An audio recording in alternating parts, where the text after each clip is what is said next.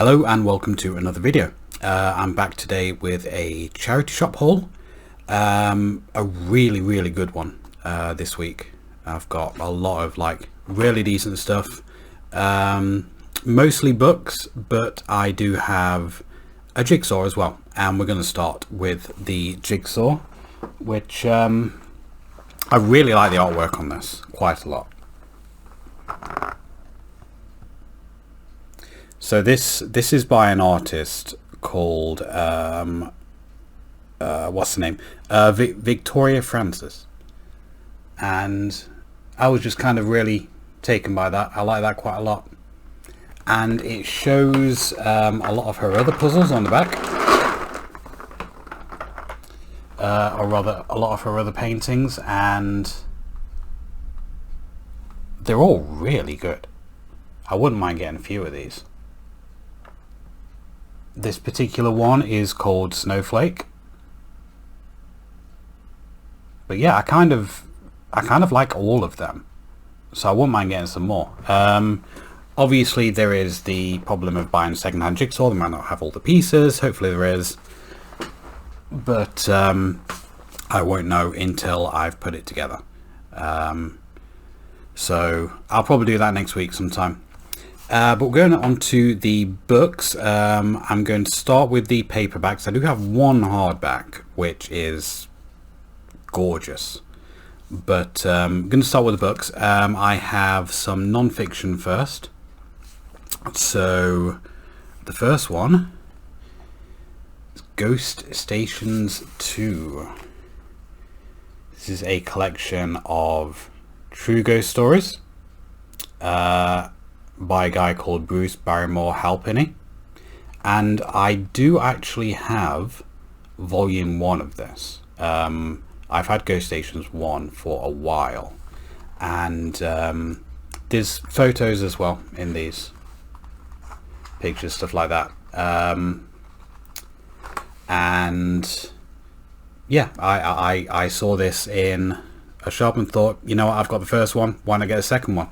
And while I was there, I thought, since I've got the first one and the second one, I'll pick up the third one as well, which was also in the same shop.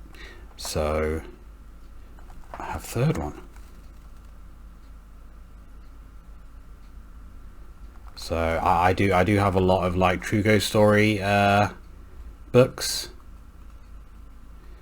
but considering this is all from the same author, there's probably some unique stuff in here, and I believe a lot of these are based on kind of they're like Air Force or airfield ghosts, stuff like that. So it's kind of like a unique collection. I don't know if they're all kind of about airplanes and airfields and stuff like that, but I believe the majority of them are. It's probably why it's called Ghost Stations. Well, you wouldn't call it a plane station, would you? But maybe kind of like RAF station. Do they call them that? I don't know. But either way, interesting thing. The last non-fiction book I have, Lords of Chaos: The Bloody Rise of the Satanic Metal Underground. This was actually made into a movie about the history of black metal and a lot of the absolute knobheads that kind of used to be in the scene, like these pricks, but it's kind of like a really interesting history.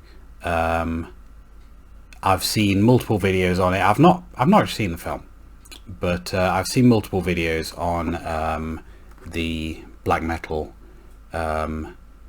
history and beginnings, and kind of how it was formed in mostly kind of Sweden, I believe, and it's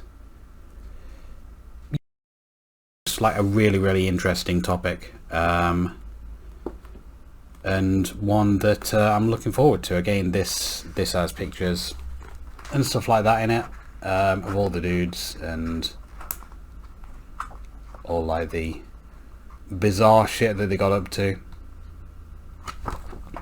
But yeah, really interesting, and in really nice condition that as well. I'll have to check out the film at some point. So on to the fiction books. I have 4. I have one called Kill Creek by Scott Thomas, and something to do with it says on the back it was supposed to be a simple publicity stunt. 4 famous horror authors spending the night in one of the world's most notorious haunted houses. That's your back. So I don't know what it's about outside of that. I'm assuming like there's some haunting shit going on.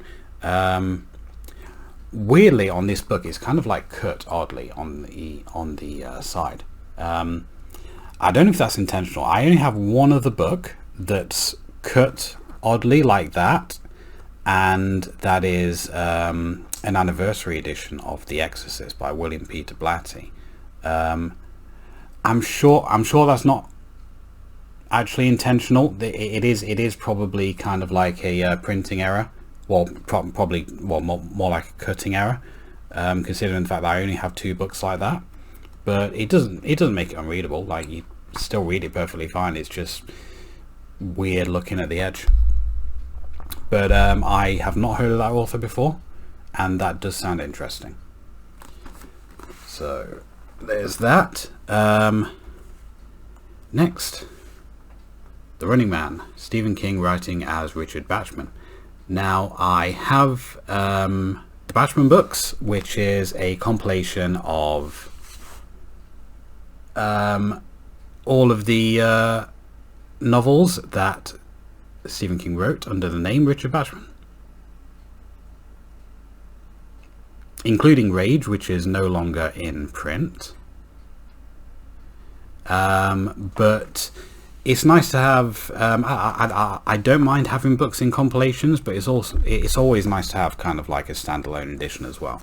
And you know, I'd kind of rather it weren't the movie tie-in, but you know, I don't mind movie tie-ins. I'd just rather it was kind of like an original copy. But the original Richard Bachman books are kind of like hard to find now, so that will do me. That'll do me. Good film as well. The next one is Dennis Wheatley, The Haunting of Toby Jug, a black magic story. Dennis Wheatley wrote a lot of black magic. He was obsessed with black magic, and he wrote a lot of books about black magic. And this is one of them. I have a handful already. And they are obviously like meant to be quite salacious. I mean, there is like a topless woman on the cover. And you know, just I wouldn't go so far as to say exploitative, but definitely a little on the trashier side. That actually sounds worse, but you know what I mean. But he wrote like a lot of these because they sold really well, and yeah, I've never actually read one of them, but I do have a few. I'll get around to one of them at some point. The last paperback book that I have is The Case Book of Victor Frankenstein by Peter Ackroyd. Now this, from the description, this appears to be kind of like an updated version of Frankenstein, placing it in England rather than Geneva. And yeah, just seems to be like a new version of it, which is quite interesting. But yeah, I'll have to look into this one a little bit more. I'm not sure if that's exactly what it is, but it seems to just be kind of like an updated version of that. And finally, like the star of the show, is the one hardback that I found, and it was only $1.99 as well, which amazed me. This is gorgeous. It is a hardback of Clive Barker's The Thief of Always. I do have this in paperback already, but the cover is nowhere near as good as this. The cover that I actually have, I'm going to put in the top of the screen, somewhere there. It's going to be on the screen somewhere there. That's the cover of the paperback that I have. But this is actually written by this is actually drawn and painted by Clive Barker himself, and yeah, that is absolutely gorgeous. I like that a lot. And on the back, absolutely gorgeous, and I believe this is illustrated throughout as well. Oh, we actually have a bookmark in the front. That's a weird bookmark. Pomegranate bookmarks. Some kind of angel. It says all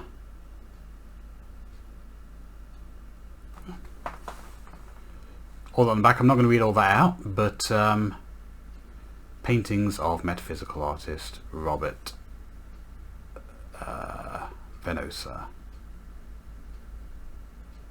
Mythological elements set in a surreal and futuristic context to express a highly individualistic passion. That is quite appropriate for Clive Barker, because that is kind of like how he writes. But yeah, this does have illustrations in it as well. Again, I do believe they're all by Clive Barker, because he is a very multifaceted author. He doesn't only write, but he paints, makes films on occasion. But yeah, this is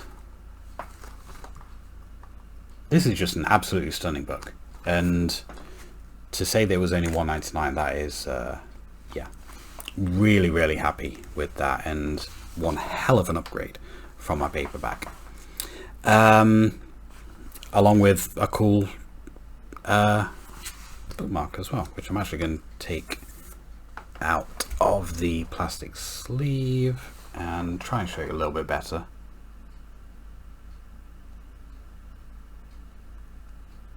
Kind of wants to focus on my fingers more than that, but it is really nice.